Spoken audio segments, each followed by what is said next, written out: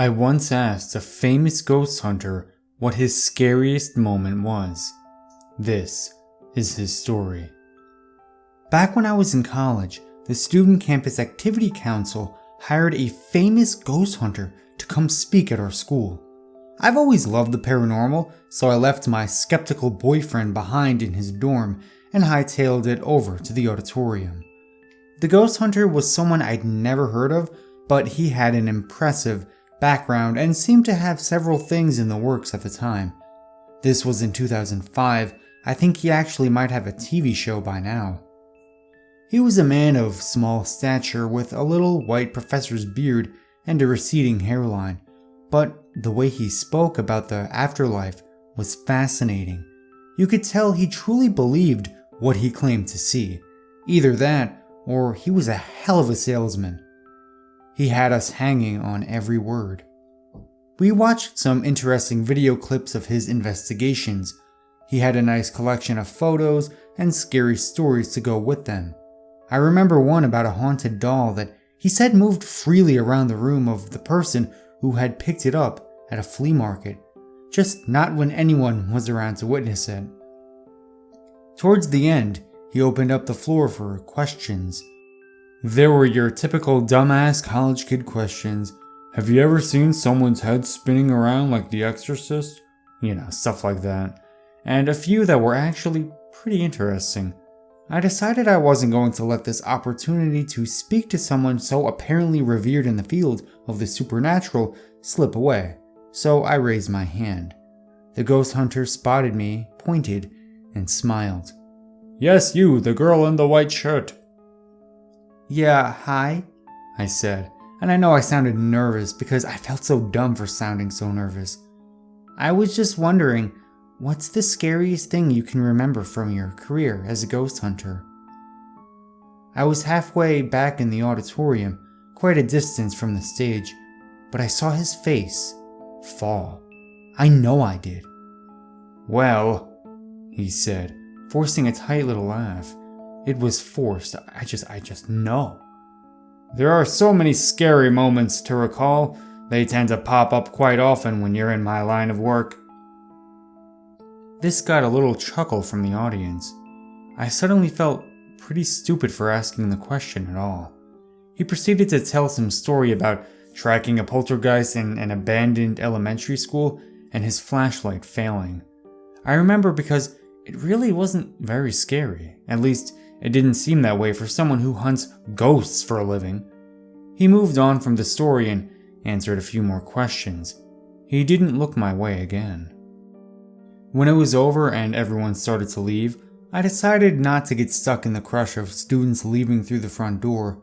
Feeling somewhat dejected, like I had done something wrong, I slipped quietly out the theater exit and headed for my dorm.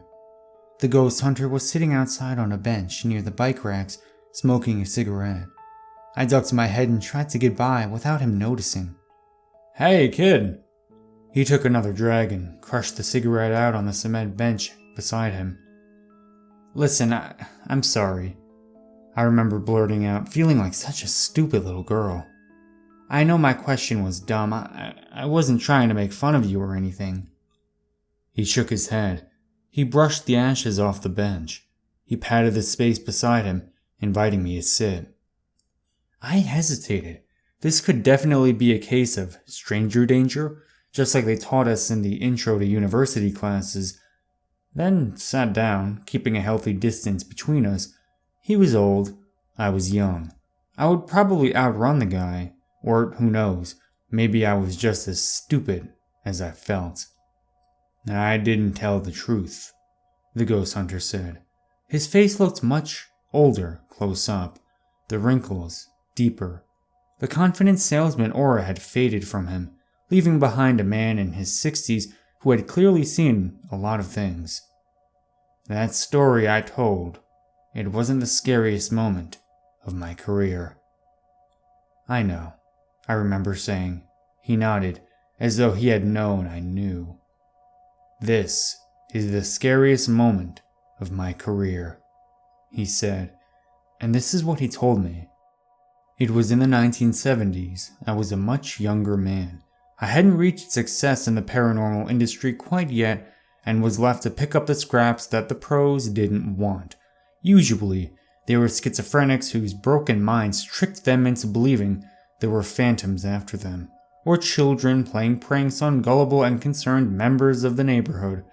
If anything, it was a simple cleansing of the home with sage, and off I went. When I got the first call, I was ecstatic. What the client was describing appeared to be a full-blown demonic haunting, complete with physical manifestations, possession, and multiple witnesses. It was the break I was searching for. It was the break I needed. The only detail that truly worried me was that their teenage son, the person they claimed to be suffering from possession, had become violent with members of his family. Up until recently, he'd only acted out of character, moody. However, a week prior, he had tried to rape his older female cousin. She was shaken, but mostly unharmed. The family sent her to live elsewhere until it could all be figured out. Therefore, when I headed out to their home, I made sure to arrive fully prepared. I brought holy water, crucifixes, sage, and, just for good measure, a small, loaded handgun. I knew it wouldn't come to that, but something about the mother's frantic tone over the phone told me it was just a good idea. I wish I could say the visit itself was exciting. Unfortunately, from the moment I pulled into the driveway of the beautiful remodeled Victorian, all activity seemed to stop. That is, if it was ever there to begin with. I spent 2 weeks investigating the home. I used equipment considered very technologically advanced for the era. I studied energy waves. I interviewed the son whose family claimed to be possessed when in fact he just seemed to be depressed, perhaps psychologically disturbed. I recommended a therapist, a renowned child psychologist who was famous for his work with violent young men. On my last day in the house, they took him into the city for treatment. His parents returned shortly after midnight, retiring wearily to their bedroom, leaving me alone in the kitchen to go over my findings. There was nothing to be said, and I knew it. Everything they described could be written off to the hysterics of a family who couldn't admit their son was in desperate need of medical attention. Everything, that is, except for the drains in the floor. Upon touring the home, I was impressed with how up-to-date it had been brought. It was clearly from the early 1900s and kept in immaculate condition. The woodwork and character of the house was carefully preserved as it was given necessary updates like modern plumbing and electricity. The basement was the only area that seemed stuck in time. The walls were a clammy stone that was prone to gathering moisture, leaving it unfit to store anything vulnerable to spiders or mold. The family had left it empty for this reason, and while it certainly felt very spooky to spend any amount of time in the windowless room with a single hanging light and its vast cement floors, I never recorded anything of note in this area. However, there was one thing I couldn't understand.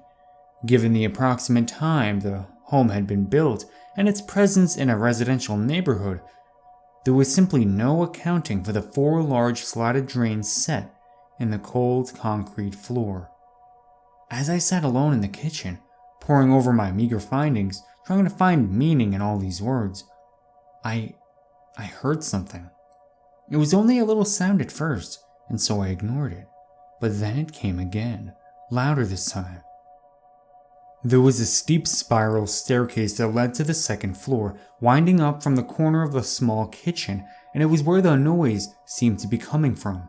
Assuming it was simply one of the homeowners restless after dropping their son off in an institution, I glanced up. It was coming down the stairs.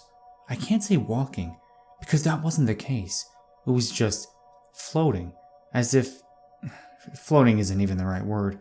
It was just coming down the stairs, straight at me. It had no eyes, it had no face, and yet somehow I knew it was looking at me, right at me, into the very depths of my soul. Then, it spoke. I'm not sure how it spoke. I don't think I actually heard anything, so perhaps it used some sort of telepathy. Either way, I can recall the words to this very day. "You know what he did to us." I didn't think. I couldn't. I just ran. I upended my chair when I fled, scattering papers across the kitchen that claimed this house wasn't really haunted. It was all the hallucinations of a very sick boy. I left them there.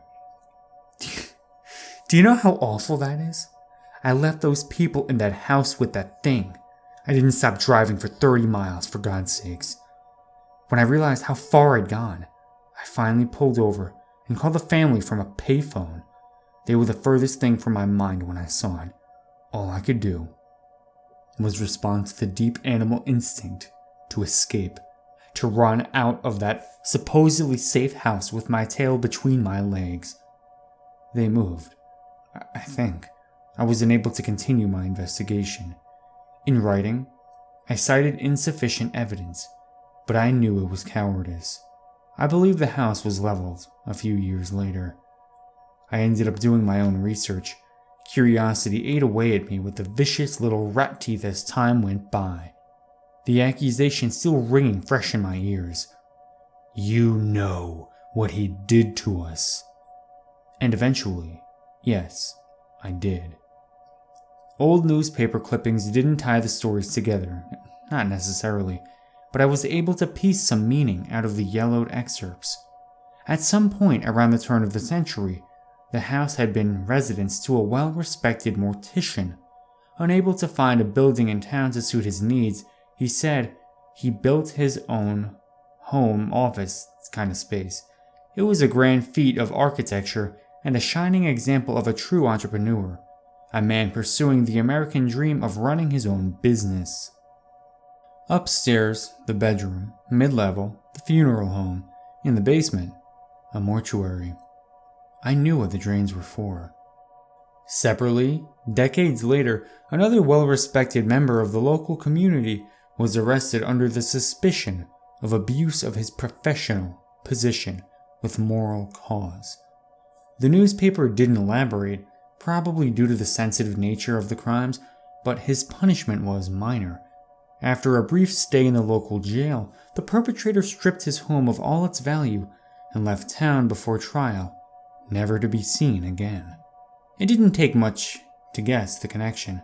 I suppose I don't know for sure, but the words of that thing still echo through my head to this day. "You know what he did to us." There was a reason that Mortician felt such a strong desire to build a house that contained his business to suit his needs. The things that were done to these bodies in the basement were unspeakable, but yes, I know what he did to them. And it's because of this, coming face to face with the true nature of man in its darkest places, that the encounter with the faceless thing is the scariest moment of my career. Because now I know. I still remember his expression, the way all the color dropped out of him as he went on, the white hair of his beard barely distinguishable from his pale skin, the slump of his shoulders, the way his voice shook. I apologized. He waved me off. He left. I felt terrible. I still felt terrible for making him relive that moment.